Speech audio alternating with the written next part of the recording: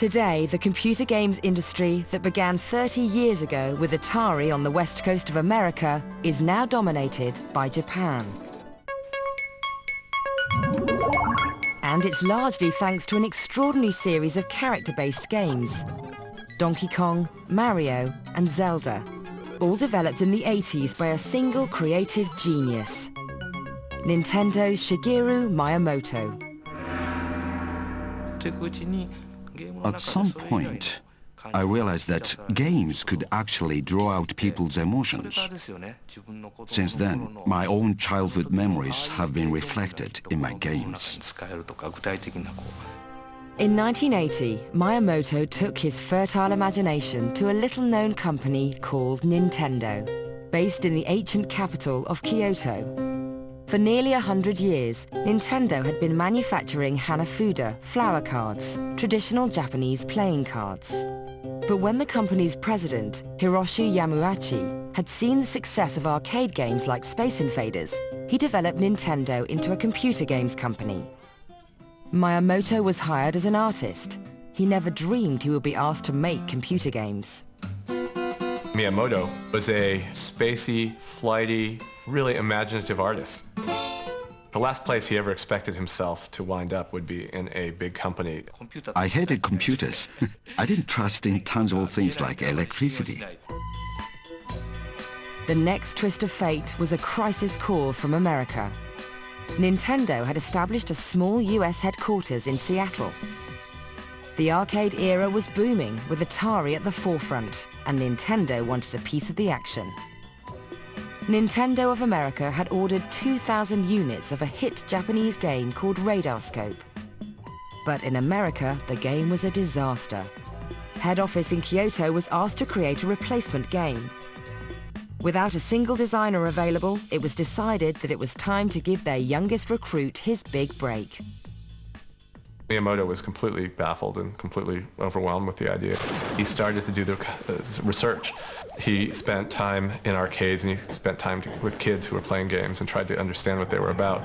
And he started to have this vision of video games being more like movies. Why couldn't they tell stories? So Miyamoto created a simple story and colorful cartoon characters for his groundbreaking new game. Let me show the first sketch I drew for Donkey Kong. The gorilla escapes from the cage, snatches the girl, and runs away with her. The man chases him, dodging all these barrels with a hammer in his hand.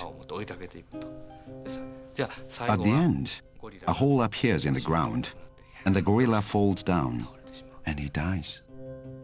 To bring his cartoon characters to life, Miyamoto had to work within the limits of the technology of the time. All of a sudden there was a question, what kind of hair did this guy have? The problem is if he's falling in a video game, you'd have to have his hair do something that the designers just couldn't deal with at the time, which is inertia would make his hair blow up and it would sort of be sticking up as he was falling down. So the way that Miyamoto solved that problem is he gave him this little red hat.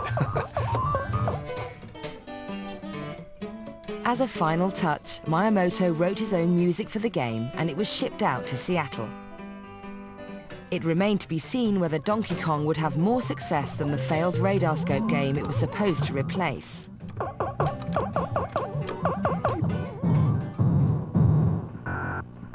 People in America saw this game and thought that the Japanese, their Japanese counterparts were insane.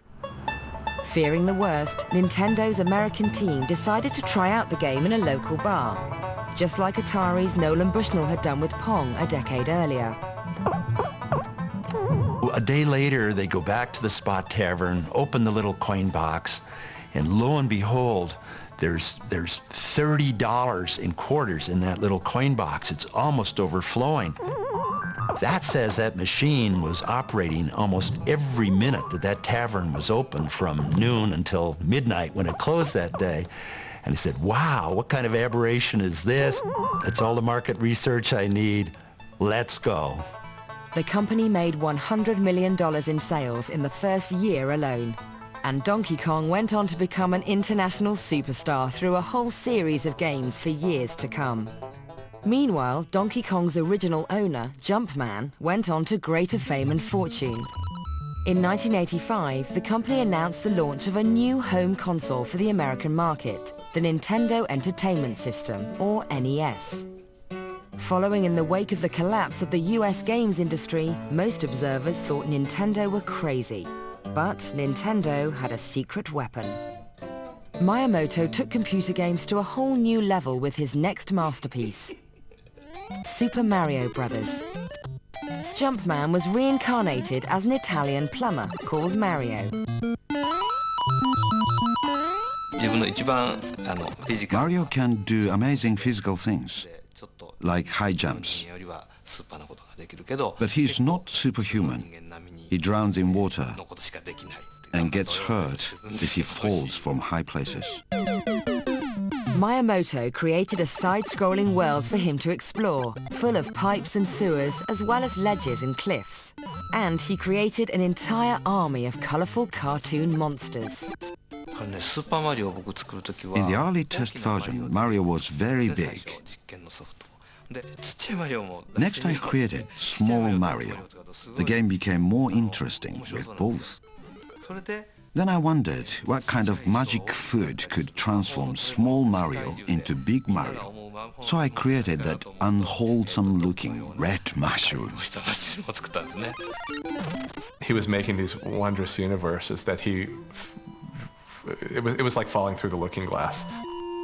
The game and its two sequels became some of the best-loved games ever. By 1987, Nintendo's NES console had become the #1 toy in the world. And a survey revealed that more American children recognized Mario than Mickey Mouse. Then Miyamoto unveiled his masterpiece.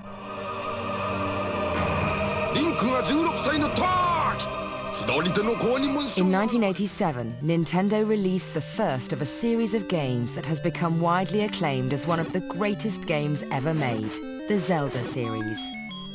The Legend of Zelda moved beyond platforms and levels. It offered players a vast, magical world to freely roam and explore. The story begins with a child standing in the middle of a field. He doesn't have a sword or a shield. The player starts by naming the child, but then he has no idea what to do. He wanders around the field looking for things to do. It was a very daring concept back then. More than any before it, this was a game in which the player would experience a sense of progress, gaining new equipment, becoming stronger and more skilled as the adventure unfolded. When the child grows up, the player thinks, I used to be scared of this, but now I'm very strong.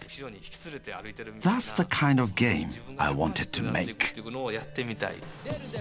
Taking over 100 hours to play the game to the very end, The Legend of Zelda perplexed, intrigued and consumed players all over the world. It was a sensation that broke all the rules and defined a genre that has dominated game design ever since. By the end of the 80s, Nintendo had sold over 30 million NES consoles, hundreds of millions of games, and it held an extraordinary 85% of the entire world games market. Nintendo had become the ultimate boss of the game industry game.